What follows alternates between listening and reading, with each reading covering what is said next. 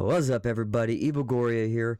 You may see me live streaming on Twitch. I love live streaming Borderlands 2 on there, and I do use mods. And so I thought I'd do a video that showcases the mods I use, just to be fully transparent with how I play. Because I'm not trying to hide anything. I'm not trying to go for a leaderboard or, claim a world record or anything official. I just play solo and I have fun. And so these are the mods I use. I don't use.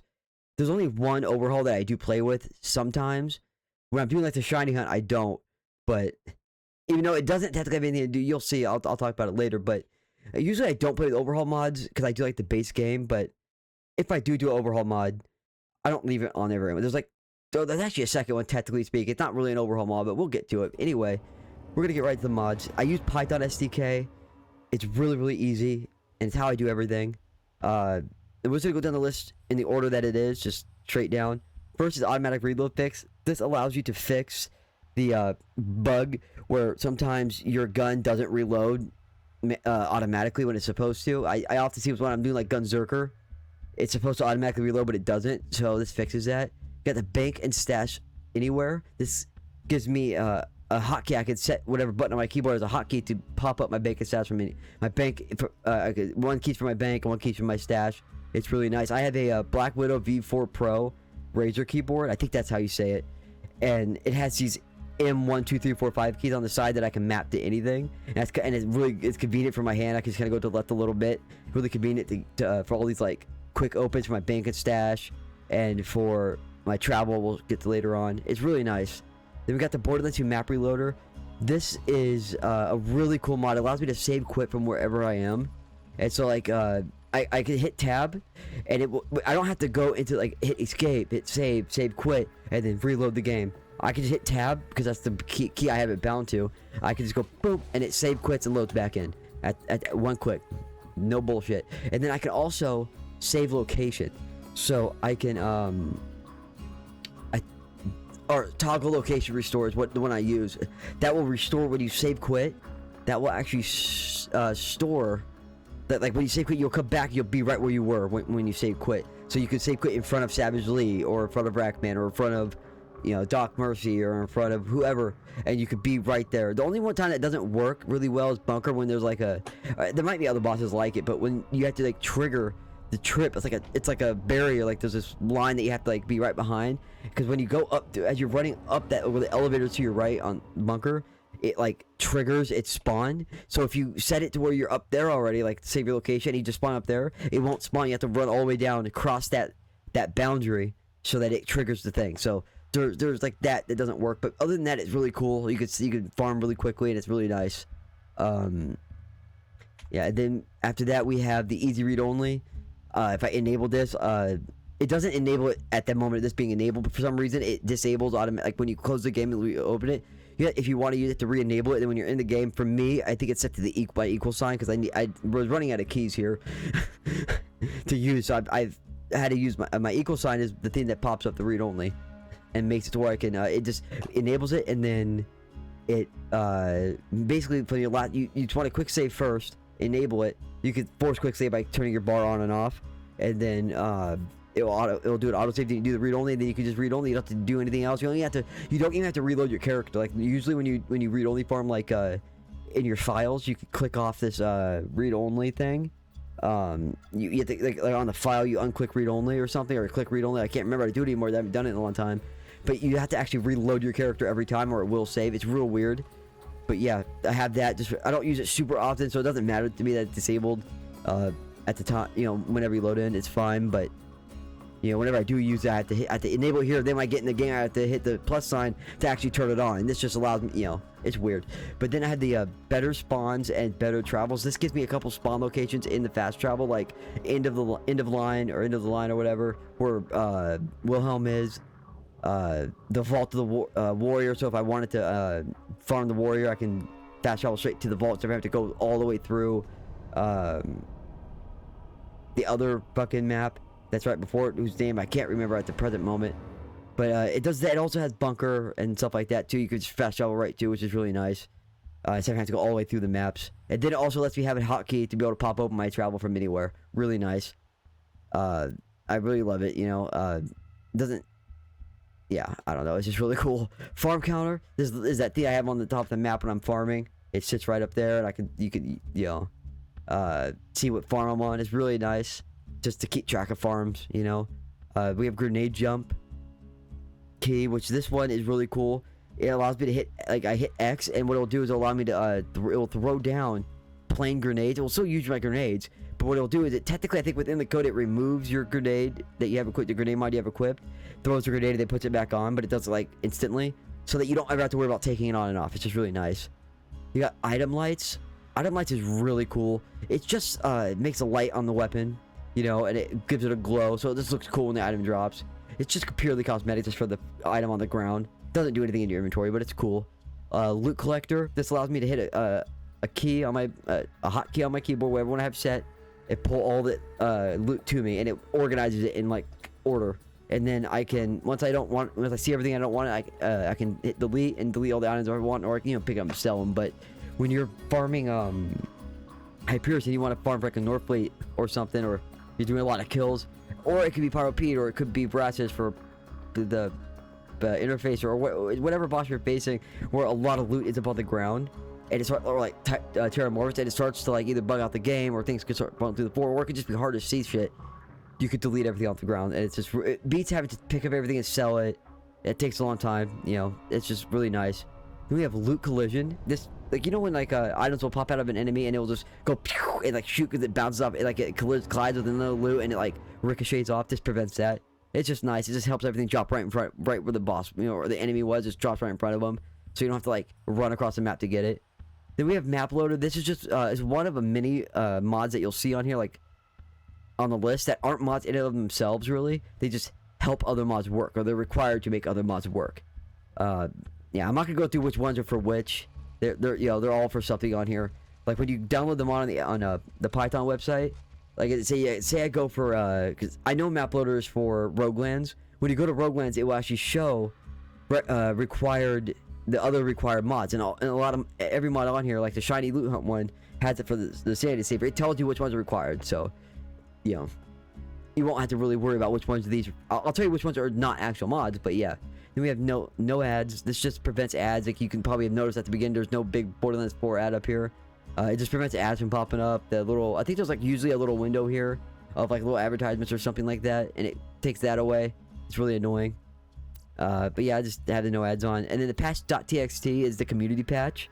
You could run it if you have the where is it? It's the text mod loader. You could run .txt things right from your Python by enabling it here, instead of having to go hit that and then go execute space patch.txt kind of thing or whatever. You could just have it here, and it's just, you can always enable or disable it. You no longer have to do that. It's really, really convenient.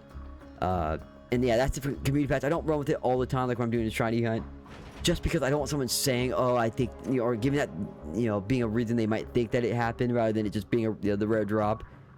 Nothing here affects drop chances, except for shiny loot hunt that makes its own shiny loot rare. Beyond that, nothing here affects loot chances, and not even the patch. It doesn't. It leaves it at the 10% like it normally is. It actually lowers. The only thing it does change is it lowers rare. Or supposedly it lowers like the rare bosses, like the rare enemies, the rare spawn enemies. Because it makes it to where they always spawn, so you can refarm them. It makes it so they always spawn. It actually lowers their drop, because their dedicated drop usually adds a 20%. It lowers it to 10% because you have more chance of it. It's not as like it is at 20% because it wasn't always there, so you got less kills. So they it was a balance thing, but that's the only way it changes anything. But just so people don't say anything about it, usually I keep it off for stuff like that. If I'm trying to get like the shiny, I want to claim, oh, I got the shiny drop, that even though I'm saving in front of the enemy and people are gonna have a problem with that, I do this with runs. It's not really necessary when you're not doing runs, unless I want to farm something particular. But yeah, the Python part notifier is the next mod. This is probably my personally favorite mod, as it puts on the weapon card. I can show you. You've probably seen it, but it puts the weapon parts on the weapon card, and it's really, really nice. As you see here, like with this, it shows barrel, body, element. I don't have to have the body because you never are farming for that, so I'm actually gonna probably even take off. You don't ever farm for barrel. That's not a part that you ever. It's just gonna be. It's just that's always, especially on uniques. The barrel never changes. The body never changes. You don't need the element on there. All you need is the grip, the sight, and the stock. So like what I could do is you could actually edit that. So we'll do this for a second here. We'll go to, where is it? Python part notifier. Should move to create more space for part of the script. No. Oh, that's, oh, no. I like that. That's the red text. So if we go to weapons, say, accessory, a second accessory. It never has 2 accessories, so I don't know why we would have to have a second accessory. We're going to take that off. Barrel, we don't need barrel. Body, we don't need body. Element, we don't need element. We could tell the element. We don't need it to say element. Grip, we're going to keep the grip. Material, we don't care about material. Sight, we'll keep sight. Stock, and definition, I don't think we need on. So now, and we'll do that for everything. Like, we'll go accessory, battery, body, capacitor. We don't need material. We don't need definition. We don't need extras. We just need to know the 3 parts, right? On that. Grenades, blast radius, child count. Oh, wait, hold on. So let me see something. Okay, so see how it shows. Yeah, it shows that there. I don't know exactly. So yeah, that's what you could do. I'll edit it later. But yeah, you can see how you could show it. It's only on the gun's gonna show those 3 things. That's all you really care about when you're farming for things. You could see the element. You know what I mean? Or those 4 things. It's gonna show the accessory and all that. It just shows what you need to know, and it's just really nice. It's really convenient and helpful. I do know some weapon parts, but a lot of them I don't know, and I don't really have an urge to memorize every single one. You know, it's just not something I want to do. So yeah, I like the Python part notifier. Is really, really awesome. Roguelands, that's Joel's dude's custom thing. It's really cool. It allows you to like go through these, like, you have tiers. So you have 3 tiers. You go, and each tier has these 14 waves or 14 rounds, and it's like takes you to stages that he created.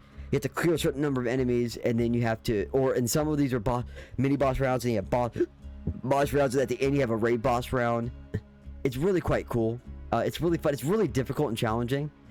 I find I rarely get that far in it because you die in the stupidest ways. I've gotten using Gauge. I've cleared tier 3 before with Gauge, I think, but that's only because I used your shield glitch, because you can still use your shield glitch with that. But yeah, it's fun. It's just challenging, you know, and I'll get better at it. It's a great way to get better at Borderlands because, like, it is just basically the combat's the same. It's just it creates these maps. This teaches you how to build a character. It'll help you make decisions better and like become better, because if you can clear these, it's like a challenge basically. The Insanity Saber, that's for the shiny loot hunt. The shiny loot hunt is what adds the shiny skins to weapons. Basically, it's not a shiny skin, really. I mean, it's a skin, but it doesn't, you can't, like, once you get it, it's not like Borderlands 4 where you can just apply that skin to whatever other of that exact same weapon. Like, it doesn't add it to a skin, like, log. But it's just for that one particular weapon. But it's like Pokemon shinies in a way. That's more what it's like. And it's just a rare, like, it's like going after something really rare, a shiny. It's like a 1% odds of getting it.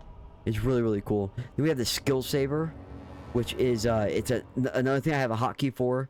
I think it's the last thing I have a hotkey for. It allows me to save skill trees, like a deputy build. And it's just the 3 skill trees. Like, it saves the builds, and I can just choose which one I want. I can go and just select a different one, and it will load that one in. Instead of having to go and respec and all that, it just lets me do that, which is really cool. Then we have, and it lets me save a bunch of them, so I can change my skills on the fly and all that. It's just really, really cool. Then we have sliding. This just adds sliding like a border. It doesn't technically end because it's just crouching really fast. It looks like you're sliding from single player, but from third person. Like if you're playing with somebody else and you see them use this, it doesn't look like they're sliding like you would think. It looks like they're crawling really fast, like they're crouched and they're moving really fast is what it looks like to you. But it's really fun to play, especially in single player. You get sliding. We have Storage Manager. This is again another quality of life mod that adds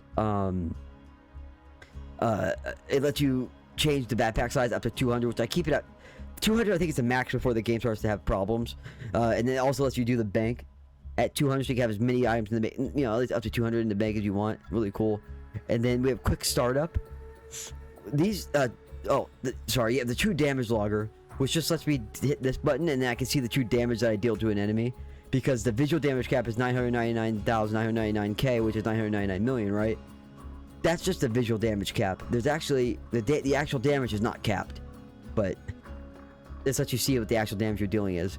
Command extension, coroutines, and those two are for other mods.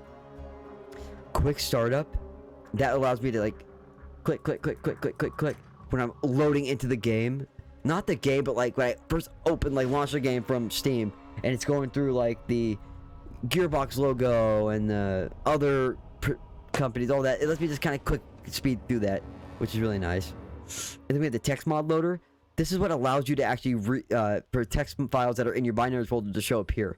That's how the patch is here, which is really cool. I'm gonna be switching this though. I think I'm gonna have the patch still be here, but I'm gonna take out something else so I can have the I'm gonna fix it because I like to have the time saver. The time saver, the Mega Time Saver XL, I think is what it's called, is an amazing mod. It's not a Python mod, it's a binaries, it's a .bclm mod. It's really cool. It speeds up all the animations in the game, like the opening of containers and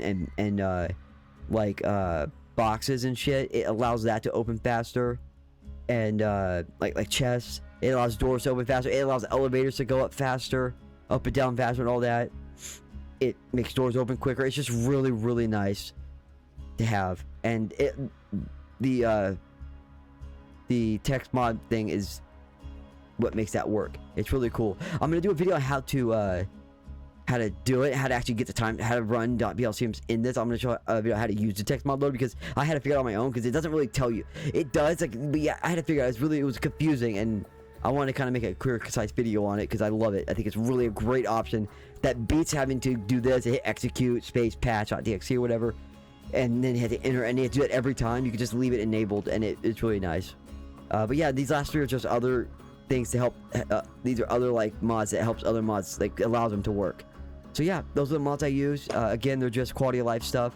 They're nothing game breaking. They're nothing that's like that changes the drop chance or anything like that. That's why with the shiny one, when I'm doing the shiny farming, I don't put the patch on. Not because it doesn't change anything. I just don't want people to say it does, or say that's like, oh, what you're doing with the patch or something like that. So it's just for when I'm doing like my own fun runs and stuff like that, or if I'm if I do want to play the gears. I don't do too much anymore. I usually do like farming or stuff like that, or Roguelands, and I might get into doing some other like overhaul mods just for funsies to try them out because some of them can be kind of fun.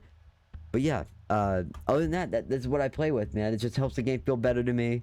It helps it have a better quality of life. I mean, that's how the term is, right? But yeah, so if you guys want to catch me live stream, I live stream on Twitch. Not every single day, but I do try to live stream every day. I probably end up live streaming every day if I can. But yeah, catch me over there. My name's Evilgoria. Peace.